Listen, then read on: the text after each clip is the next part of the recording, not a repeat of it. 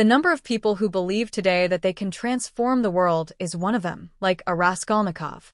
None of them can transform the world in any way. None of them can have 0.00 of the power they imagine they have. In some way, it is as it is.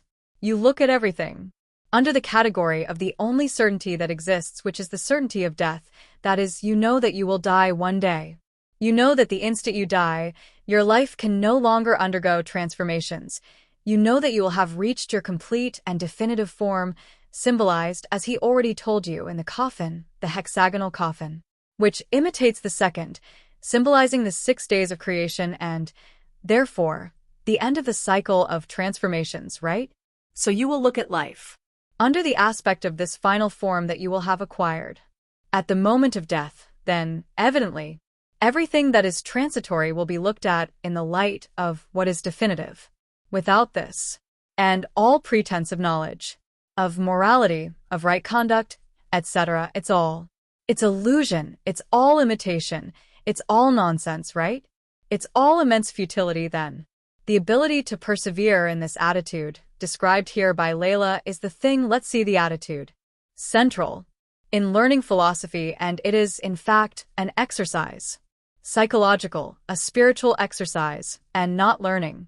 It's through reading, it's not a study, but a practice. Spiritual, and that's precisely it. What is lacking? What makes philosophies, that is, exercises of futility that may even serve other purposes of a more external order, sociological or political, etc., but which escape formidably from everything that defines and gives value to philosophy. I would like the students of this course from the beginning to understand this. Of course, the preparation for the philosophical exercise requires an enormous amount of study. But the main thing is not of the order of studies, the main thing is the order of the attitude. Psychological, spiritual, and moral that you will have in the face of all this. And this attitude? It can only be defined. Let's delve into the highest seriousness accessible to humankind. It's about facing the facts and situations. The light of that which is definitive, of that which is irrevocable, of that which can no longer be fixed and cannot be reversed. What is it for? Not so much death itself, but the fact that death is not seen merely as a biological process, but death is seen as the end of transformations, the end of the game. There is no more move to be made. No, it's no longer possible to correct anything or go back on anything. Well, that's true. We can live in the expectation that in the final moments of life, we can change the meaning of the whole thing, for example, in the case of repentance. On the deathbed, right? But repenting on the deathbed is only to guarantee yourself a little place in the afterlife. It won't retroactively change your life on this earth. Your destiny after death doesn't depend on you. Absolutely not, okay, sir? But the form of your earthly life does.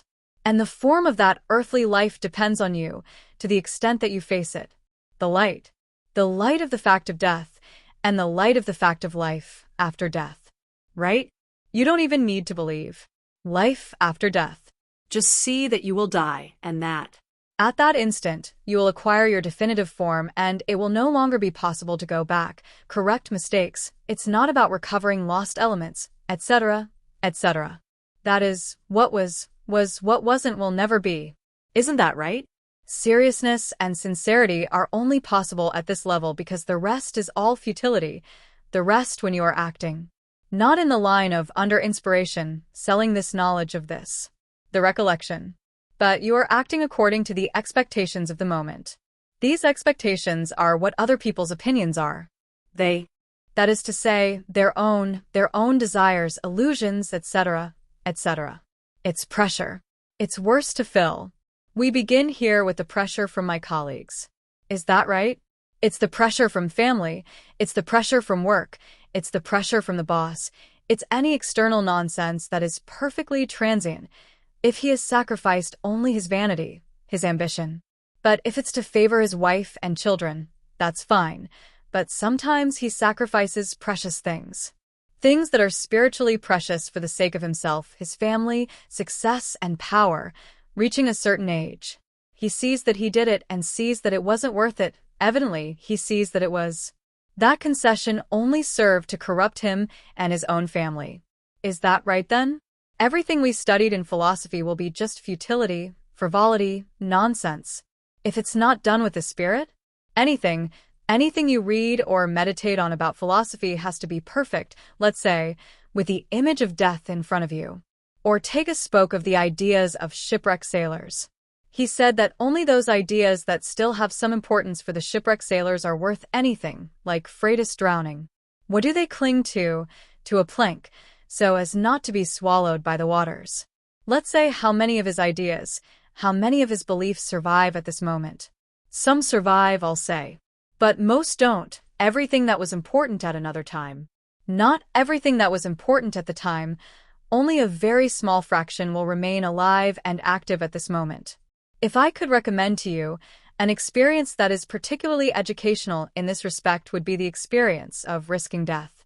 I myself have gone through this more than 30 times in my life. That's right, and I know that this is an excellent sieve for your ideas and your interests. I mean, everything that seemed important to you 2 minutes before ceases to be important at that moment, but not everything close to it has something here. What remains? Right then? For example, the idea, right? The job, years ago, that said, our problem isn't ours. The risk we run isn't dying, but dying like idiots. In all the life-threatening situations I've been through, not this phrase at least, but the idea of it. It kept coming back and back and back. I mean, I can't die like an idiot. I can't die like a coward. I can't die like a little animal, right? There's something you have to do that dignifies your life at the moment of death. So then, when you start to see yourself, hey, I didn't die, I'm still here, but what happened was gained. That's right, that's it, sir. You can incorporate it. It's not in your personality, is it? So I'll say the sum of your life-threatening experiences constitutes an asset for the subsequent life. I hope this serves as an asset at the moment of true death, because all these life-threatening situations have passed so far, but I believe there will be 11 days when I will end up there. You hear? My career is over, okay? So I hope that at this moment, everything I learned in previous situations can be preserved, condensed, and somehow be useful at that moment. Isn't that right? Of these antagonistic elements. Where does it corrode us, awaken us, distance us from consciousness? Note well when I say disperse, I'm not talking about dispersing your intellectual concentration. It's about dispersing your moral concentration on the purpose of your life. It's about making you forget the moral purpose of your life, right? All these elements. I mean, we can make a kind of gallery of dangerous criminals, like a police station. It even has portraits of the most wanted criminals, right? So, edu, the most dangerous criminals, too. We can make a gallery on our wall. Look, the enemies are this. Okay then? If you read the classics of Christian education, okay? Of Christian moral literature, you will see that, in general, they point to, let's try St. Augustine, the first steps of the Church, including those who point to the main enemy, your desires, especially the desire for riches and pleasures, okay, sir? However, a lot of time has passed since the time of St. Augustine. Many things have changed, okay? And the situations today that are imposed, let's say, on the middle-class citizen in the urban environment are very different from those that were offered, let's say, to a nobleman's son or a student, whether in antiquity or in the Middle Ages, okay? First of all, where the pressure of the social environment has increased terribly.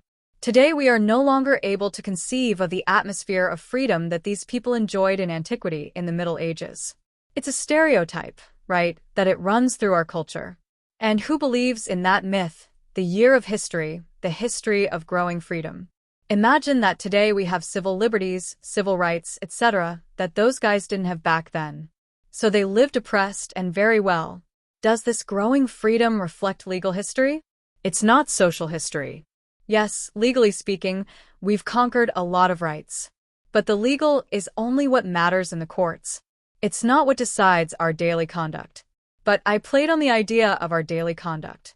It's, let's say, the economic organization of society, the physical structure of the city where we live, right? You can't forget that until a certain time most people worked from home or very close to home. And another person might be forced. Yes, I remember when I was young I thought about becoming a student at USP, University of Sao Paulo. The first time I took a bus to go to USP, I immediately gave up. I said, well, I'm going to spend an hour and a half in this mess every day. An hour and a half to go, another hour and a half to come back, and another 5 hours listening to the guy talk nonsense. Adding it all up, it won't be 8 hours, will it? That's not possible, right? So it is. This problem is called traffic. People didn't know, they didn't know what that was, right?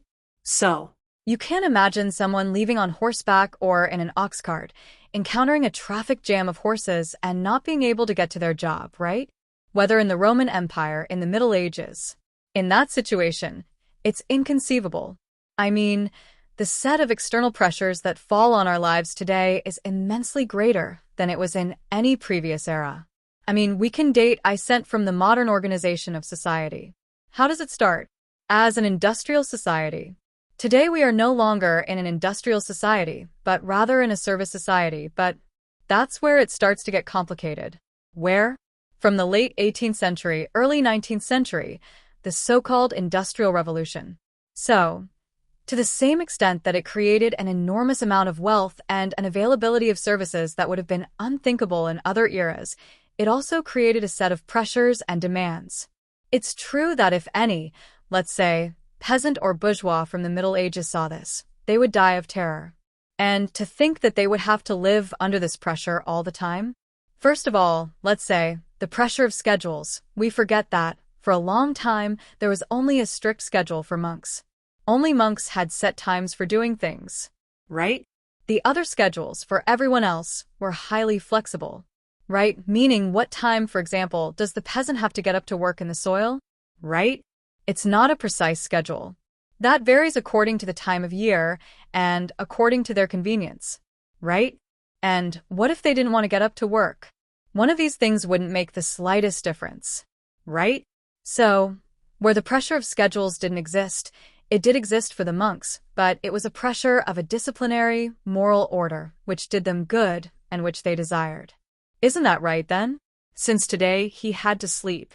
Little, let's say during the day he slept, we stayed up 10 hours into the night. When it was 3 a.m., he had to wake up. It's not a joke, it is. Before having breakfast, you have to pray for another hour, and then the day was divided into 5 stages, and these 5 times were... Isn't that rigorous? So, those who developed the art of measuring time were the monks, and they did it for the internal needs of the monasteries, which were not needs of a practical economic order, but were linked to religious and moral discipline for all other human beings. And they didn't have this. This pressure of schedules isn't that. Today you know that disobeying the clock can destroy your life. If you arrive late to work 567 times, you lose your job. That is, you may not have anything to eat next month. So this is a pressure? Monstrous and destructive. It weighs. It weighs on all of us. We live in fear of the clock and forget that this is a new experience for the species. But we naively imagine that this is human destiny. I say no, this is not destiny. This is something invented. It appeared at a certain point. It's true that it will disappear. At another point. Also, where is it?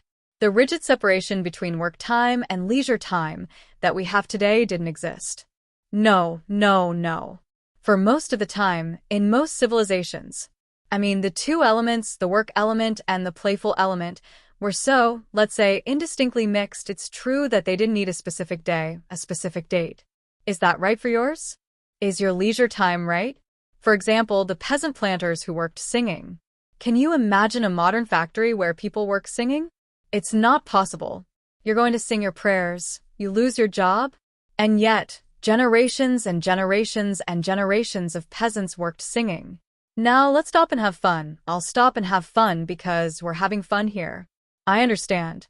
So, There are a series of elements that come from the simple physical organization of society that weigh on us.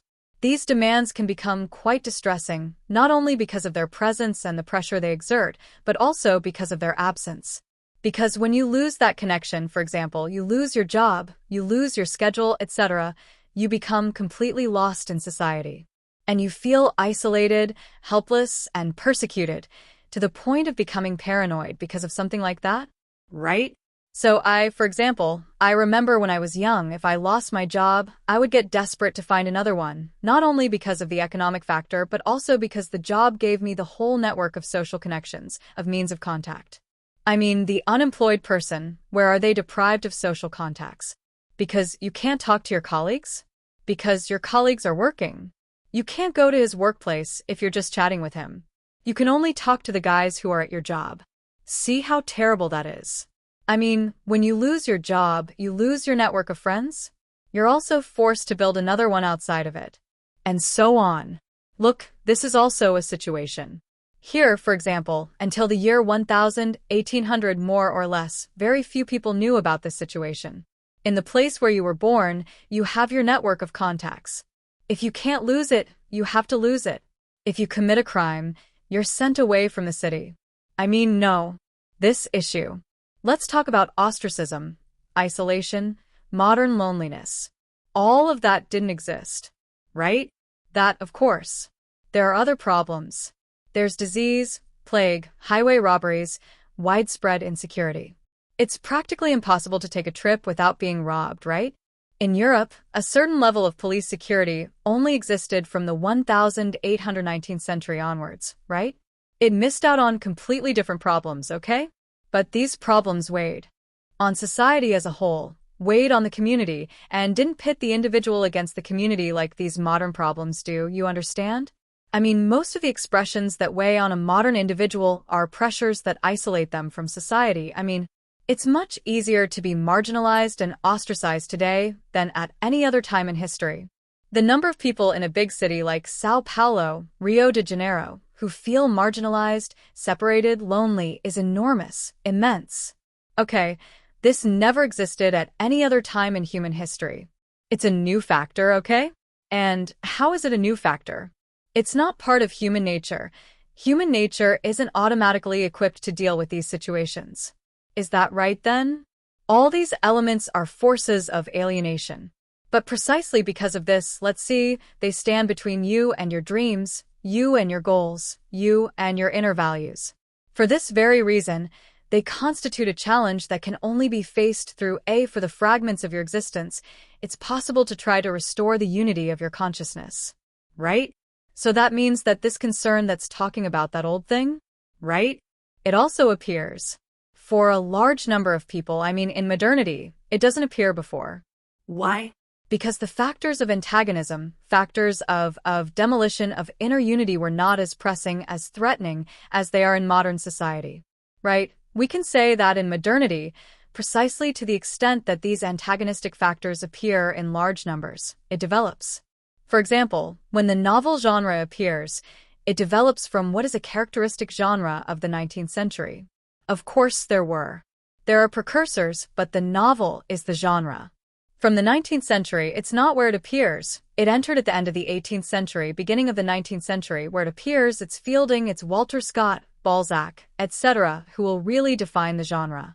The novel is essentially the story of a soul against society. That is, the hero of the novel is always someone who has some problem with society, someone who doesn't fit into society, either because it's too complex and I don't understand, is right, or because, on the contrary, he believes that it degrades him and he doesn't accept being degraded. He wants to overcome, which is to conquer society. How is the case of Raskolnikov in The Crime of Punishment? The rest is right here, na. Balzac's Lost Illusions, right? So you see that the emergence of an entire literary genre, that is the most important genre of the last 22 centuries, it's defined, isn't it? By the lack of harmony between the inner man and society. That is, it's also something that is unknown in previous centuries, isn't it? You see, for example, that society, to the extent that it promises this, was modern to the extent that it promises equality, rights, and openness for all. It also awakens in the souls of millions of people ambitions that are far beyond not only their situation, but far beyond their capacity. In this case, when you see, for example, the case of Raskolnikov, right, ma'am? Raskolnikov is not a genius, effectively. He is a mediocre student who believes himself to be a genius. He's right and believes he can be Napoleon Bonaparte and dominate the society he fears. He wants to achieve power over society, because he's afraid of it. right? So imagine he can become more powerful than it and dominate it. He actually can't. He doesn't have the capacity to do that. You ask, back then, how many had the capacity to be Napoleon Bonaparte? Exactly, one is Napoleon Bonaparte, isn't it? Even Napoleon Bonaparte ended very badly. So, the individual who rises above society and imposes the marks of his will upon it. One day, this isn't a job available to everyone, but it's an ambition. What is it? Offer to everyone. Nowadays, I see the number of people who believe they can transform the world. Each one of them like Raskolnikov. None of them can transform the world in any way. None of them can have 0.001 of the power that imagine having. Although, they try to achieve this not alone. They try to join in their studies, but since society is too powerful, we can join together. To not rise above it, it takes me yes. But when we come together, crimes, another society that will weigh on us as much as the previous one, or even more. Will it be so much more alienating than the previous society, then? Which, in fact, modern society created. Unheard of expressions and created a series, let's say, of artificial reliefs that never work.